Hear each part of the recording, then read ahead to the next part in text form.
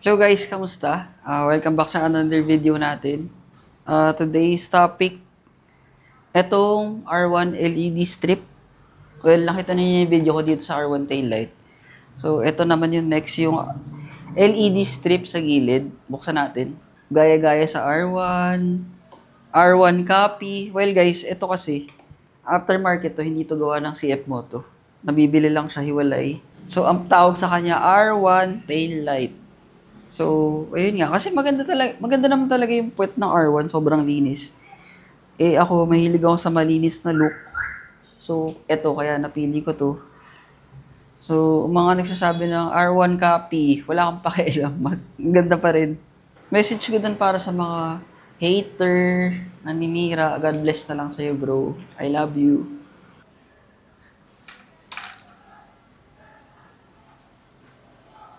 So, ganyan siya pag binuksan. So, ganito siya pag idle. Bali, 3 o'clock PM ngayon, ganito siya kaliwanag.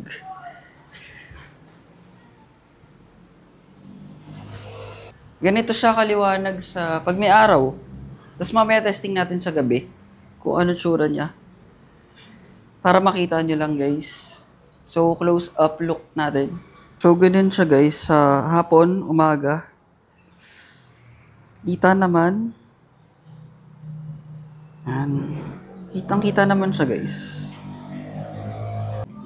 So, guys, gabi na. So, tingnan natin sa gabi. In-effortan ko talaga. Hinintay ko yung gabi. Buksan natin.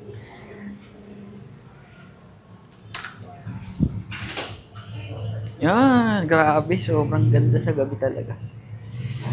Maliwanag yan sa gabi, guys. So, hazard natin. Hazard! Yan. Yun siya sa gabi.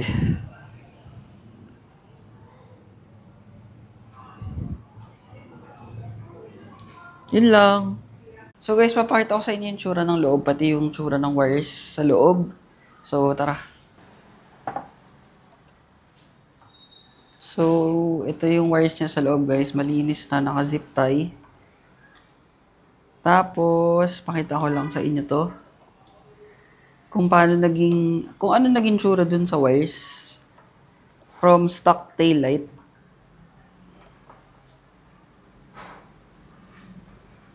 So, ito siya guys. Ito siya. May papakita din ako video. So, plug and play na lang ang mangyayari pag bumili kayo kay Mototech nitong LED strip. Siya na maghihinang or siya magkakabit ng cable dito. So, isang shootan na lang siya. Ganun na lang kadali.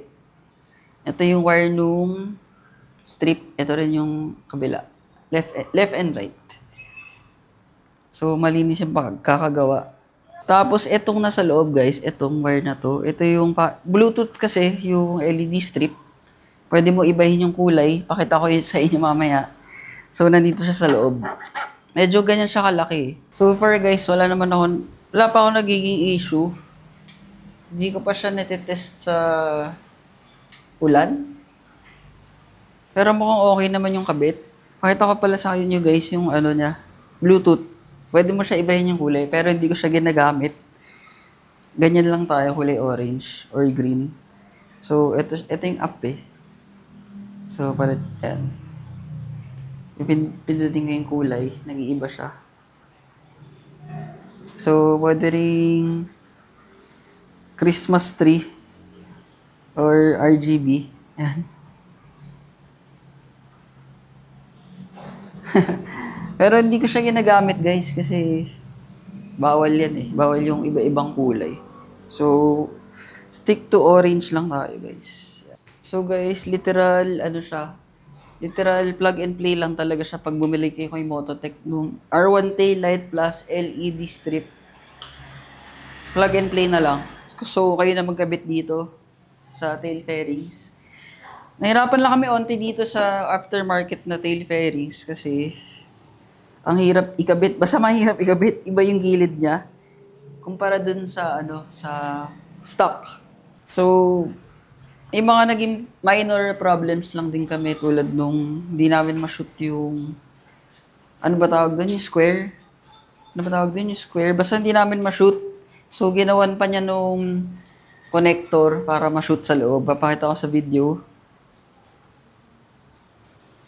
So, basically, parang dito kami nag-R&D sa motor na to.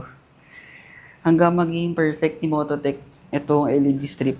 So, ulitin natin guys. Ito yung tsura niya pag binubuksan. May gumagapang sa gilid. Tapos, left signal light. Right signal light. Hazard. Tapos sa preno naman, ito lang yung ilaw guys. Yan lang, ayan. Yan lang yung ilaw niya. Wala dito sa gilid. Wala yung LED strip. So, yan.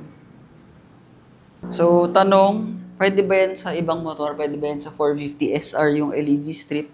Tingin ko pwede, pero kayo na maghihinang siguro. Kayo na magkakabit ng wire. Kayo na mag-solder. Hindi ko sure eh. Pero mukhang pwede naman, guys. Kasi universal naman tong LED strip. So, ayun guys. Thank you. Thank you, Mototech. Kay Mototech to Bili kayo kay Mototech. Ang promo code is JW Motovlog. So, quick look around lang tayo sa motor. May mga tanong tayo sa comments kasi. So guys, may nagtatanong, anong size ng gulong ko? Gulong ko is 120/70 sa harap. 180/60 sa likod. Ang gulong ko is Pirelli Rosso 4 Corsa. Ayan siya. 180/60. Compared sa stock, mas mataas siya. Mas malaki yung... Bali, mas matangkad yung gilid niya. So, mas maano yung lean angle, mas malalim. Compared sa stock. Gusto ko tong gulong na to, guys. Kasi yung gitna niya, Rosso 4. Yung gilid niya, SC2 or SC3. Pang truck talaga. Tsaka hindi mabilis mapudbud yung gitna. Kasi nga, Rosso 4. So, yun lang guys. Quick video lang naman. Kung mag-order kayo kay Mototech. Sobrang bait, sobrang bilis. So, eto, Mototech LED strip light, R1 tail light. Sa kanya lahat galing. So, thank you Mototech. Sa ulitin.